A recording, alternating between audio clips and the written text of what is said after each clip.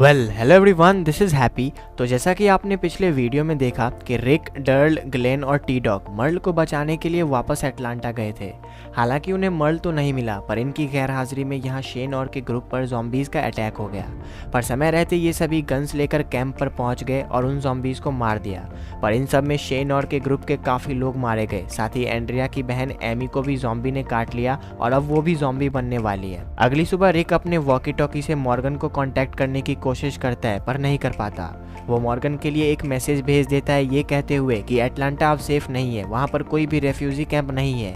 साथ ही रिक मॉर्गन से कहता है कि मुझे मेरी फैमिली मिल गई, हम सिटी से बाहर एक कैंप बनाकर रह रहे हैं। वहीं डर्ल, ग्लेन और बाकी सभी उन ज़ॉम्बीज़ की लाशों को जला रहे थे और उन लोगों की लाश जो इस ग्रुप के थे उन्हें उन गड्ढों में दफना रहे थे जिन्हें जिम ने सनस्ट्रोक की वजह से खोदा था। इन लाशों को ठिकाने लगाते वक्त सबको पता चल जाता है कि कल रात ज़ॉम्बीज़ से लड़ते वक्त जिम को एक ज़ॉम्बी ने काट लिया था और अब वो भी ज़ॉम्बी बन जाएगा। और ये बात वो सबसे छुपा रहा था क्योंकि ये लोग उसे मार देंगे।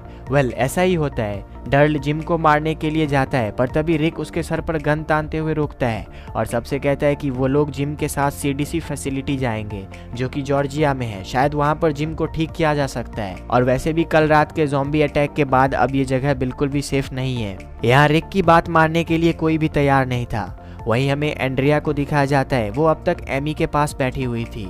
तभी वहाँ पर डेल आते हैं और एंड्रिया को सिंपैथी देते हुए कहते हैं कि मेरी पत्नी कैंसर से मरी थी, उसके आखिरी 5 साल मैं हमेशा अपने आप को कोसता रहा कि मैं उसके लिए कुछ भी नहीं कर पाया, और उसके मरने के बाद अगर मैंने किसी की इतनी ज़्यादा केयर की है तो वो तुम दोनों बहनें ही थी। एंड्रिया अपने जेब से एक कलर पेपर निकालती है जिसमें उसने एमी के लिए वो मरमेड वाली चेन रखी हुई थी। आपको याद होगा आज एमी का बर्थडे है और ये चेन एंड्रिया उसे गिफ्ट करना चाहती थी। एंड्रिया एमी से सॉरी कहती है क्योंकि आज से पहले कभी भी वो उसके बर्थडे में शामिल नहीं हो पाई।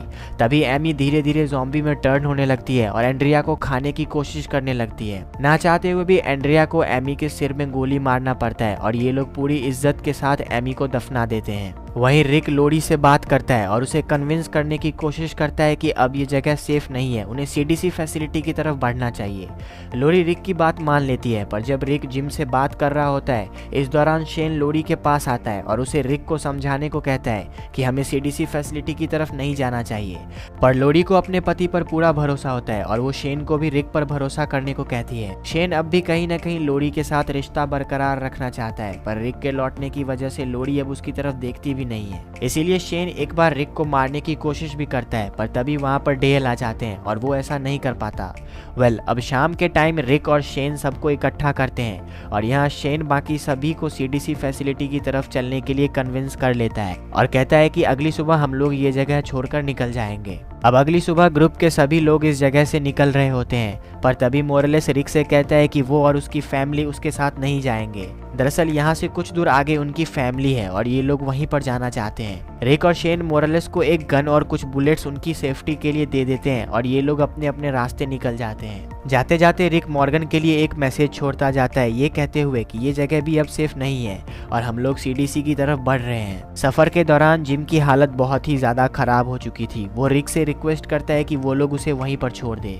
ना चाहते हुए भी रिक और बाकी जिम को वहीं रोड साइड में एक पेड़ के पास छोड़कर आगे की तरफ निकल जाते हैं। आगे हमें उस सीडीसी फैसिलिटी का सीन दिखाया जाता है जहां एक साइंटिस्ट जिसका नाम एडविन जेनर है, वो अपने टेस्ट सब्जेक्ट 19 जो कि एक मरी हुई ज़ॉम्बी की बॉडी है उसका टिश्यू सैंपल ले रहे थे। पर इस दौरान गलती से वो अपना लैब उड़ा देते हैं और साथ ही कुछ इंपॉर्टेंट टिश्यू सैंपल्स भी अब तबाह हो चुकी थी जिन्हें जेनर को अभी टेस्ट करना बाकी था। पिछले 190 दिनों से जब से ये वायरस फैली है, जेनर इस फैसिलिटी के अंदर जो कि चारों तरफ से बंद है इस वायरस का क्योर बनाने की कोशिश कर रहे थे, पर अब उनके पास करने को और कुछ भी नहीं है। इसीलिए कहीं न कहीं जेनर अंदर ही अंदर सुसाइड का प्लान बनाने लगे थे। तभी वो अपने सामने के स्क्रीन पर रिक और उसकी पूरी ग्रुप को देखते हैं। दरअसल ये सभी इस फैसिलिटी तक पहुंच चुके थे, पर तभी कुछ ज़ॉम्बीज़ धीरे धीरे एक्टिव होने लगे थे। रिक उस फैसिलिटी का दरवाजा पीटता है, पर जेनर दरवाजा नहीं खोलते। वो अंदर ही अंदर उन्हें यहाँ से जाने को कह रहे थे। शेन और बाकी रिक को वहाँ से भागने को कहते हैं, पर तभी रिक की नजर गेट पे लगे कैमरे पर पड़ती है जो मूव कर रही थी। उसे यकीन हो जाता है कि अंदर कोई न कोई तो है। वो कैमरे की तरफ रिक्वेस्ट करता है कि उन्हें अंदर ले ले। तभी जेनर गेट खोल देते हैं और उन्हें अंदर आने देते हैं। दोस्तों, जेनर रिक और बाकी को अंदर क्यों नहीं ला रहे थे वो आपको एंडिंग में पता चलेगा।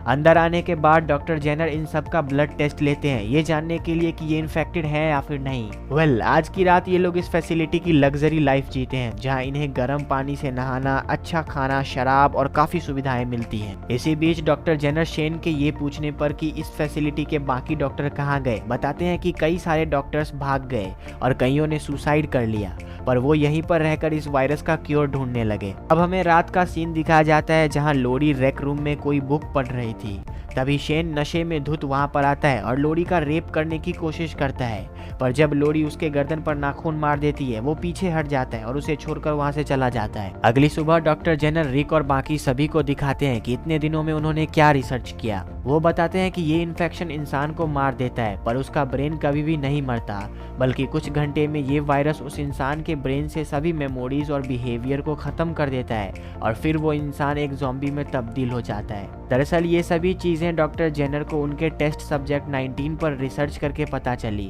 और ये टेस्ट सब्जेक्ट 19 और कोई नहीं बल्कि उनकी पत्नी थी। जेनर दुनिया भर के फैसिलिटी के साथ कांटेक्ट में थे, पर अचानक से उनका कांटेक्ट सबसे टूट गया और तब उन्हें बस इतना मालूम पड़ा था कि फ्रांस में इस वायरस का इलाज ढूंढ लिया गया है, पर शायद अब तक ये पूरी दुनिया खत्म हो चुकी हो। यहाँ डेल की नजर एक घड़ी पर पड़ती है जो उल्टी चल रही थी और जिसमें बस अब कुछ ही देर का समय बचा हुआ था। डेल जेनर से पूछते हैं कि जब ये घड़ी 0 पर आ जाएगी तब क्या होगा। जेनर कहते हैं कि तब इस फैसिलिटी के जनरेटर का फ्यूल खत्म हो जाएगा और फ्यूल खत्म होने पर ये फैसिलिटी डिकंटेमिनेशन में चली जाएगी और ये पूरी की पूरी बिल्डिंग खुद ब खुद तबाह हो जाएगी। और दोस्तों यही कारण है कि जेनर रिक और उसके ग्रुप को फैसिलिटी के अंदर नहीं आने दे रहे थे। जेनर पूरे फैसिलिटी को सील कर देते हैं और सबसे कहते हैं कि यहाँ पर तुम सुकून की मौत मर सकते हो।